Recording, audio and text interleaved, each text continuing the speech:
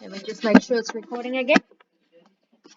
Right, so, and you can make notes now. Perimeter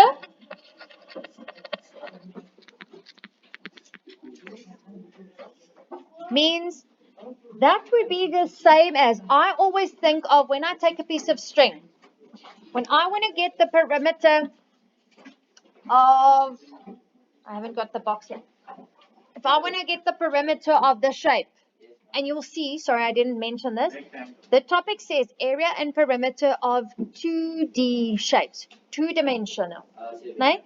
So it's always going to be a flat surface. We're not dealing with three-dimensional yet. Yeah. Okay. So two-dimensional means flat, only two dimensions. Right? Okay. So if I want to get the perimeter of this phone, in my mind, I think of taking a piece of string and taking it right around. Thank you. Now you can take yours. Thank you.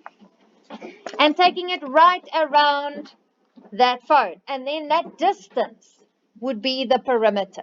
Okay. So it's got nothing to do with the inside part. So perimeter is only the outside. Okay. Yes. Yeah, but I'm saying in my mind, I always see that piece of string because sometimes it's a half circle and then piece of a triangle and then a rectangle and then so you get different shapes. Okay, so perimeter we measure around. Let's make that in a different color. Yeah.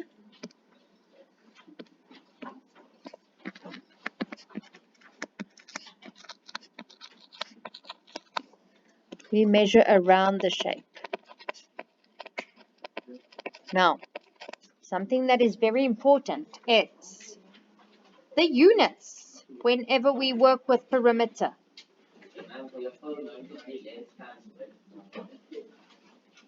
No, because you times, there we go. Yeah. Okay, but we're going to talk about formulas just now.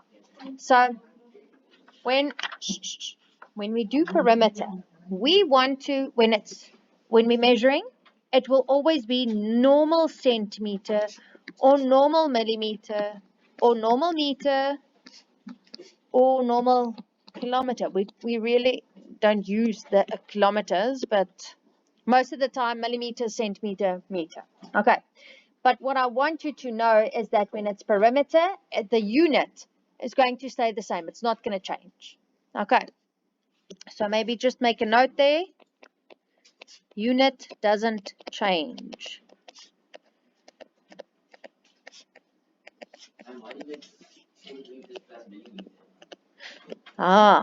Good question. So if I had two different types of units on this figure that we've got to get the perimeter of. No, not round off yet. What we've got to do is before I can add, you have got to change either one of them so that all your units would be in the same unit. Okay, so if I have one in centimeters, I'm going to delete this just now because I don't want to start doing formulas now. Let's say that one was in terms of centimeters and this one was in terms of millimeters.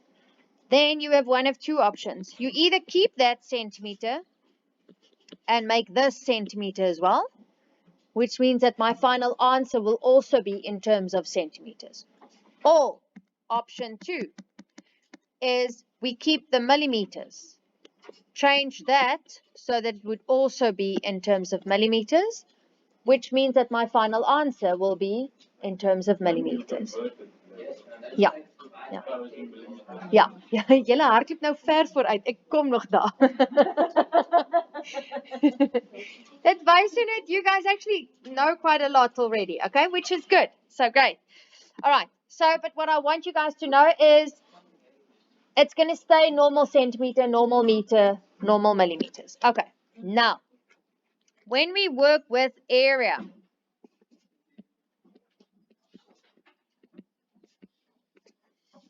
now let's take the phone again. I'm working out the area of this. What's that shape? Rectangle. Okay, so I'm working out the area of this rectangle.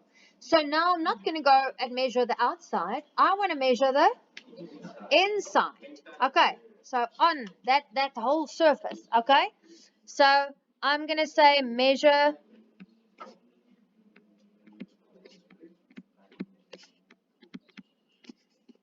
the inside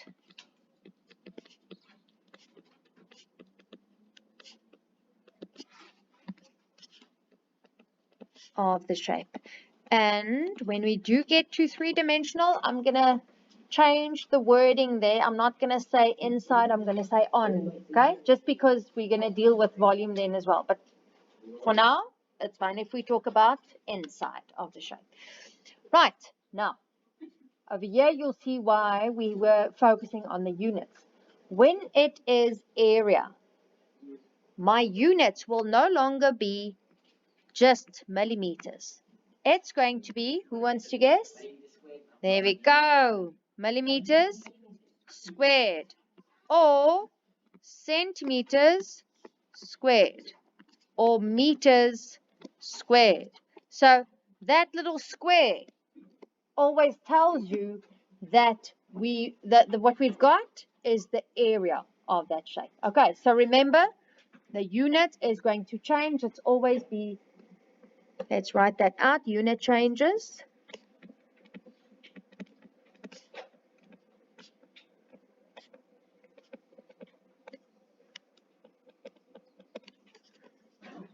Yeah.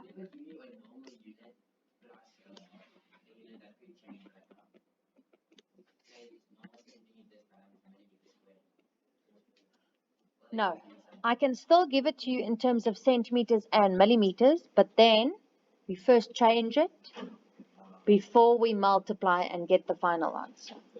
Okay, so that's why the very first step would always be to make sure that all your units are the same. How do you change a normal unit into a square unit? No, that's the thing.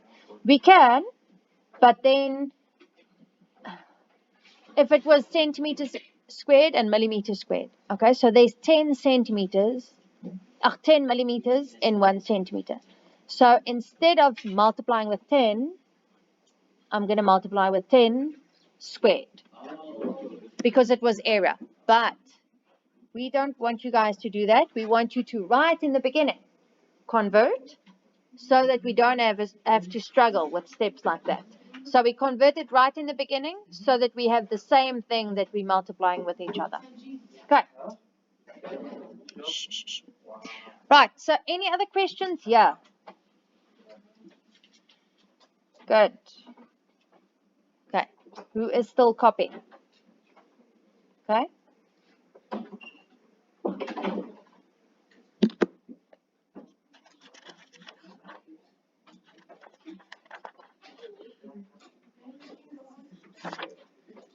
Kan ek maar skip?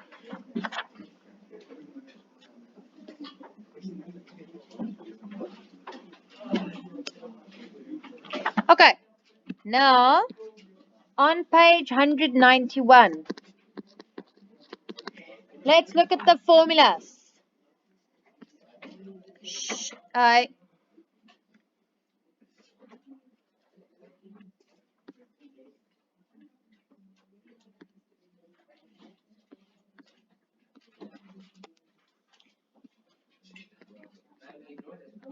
Yes. Over here we're going to do perimeter, and there we're going to do the area. Yeah. Yes. Just leave a little bit of space over here because we're going to draw the figure. Okay, so the first one that I'm going to start with is a square. Okay, so a square, you guys know, looks like that. And what do we know about a square? All the sides are the same. Okay, so what would the perimeter of a square be? Remember, outside, so you can say, yes, we can say side plus side plus side plus side. Or, can you see it's 4 sides? So you can say 4 times side. Okay, either one of those two options. All right. Now, how do we work out the area? There we go. Okay, so area would be side times side, and that is the same as, and again, this is just another alternative, side squared. But you can stick to side times side if you want. You guys good?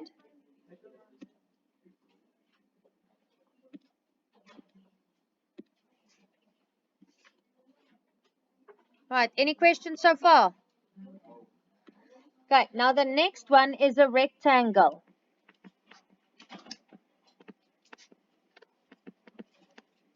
Right, now a rectangle looks like that.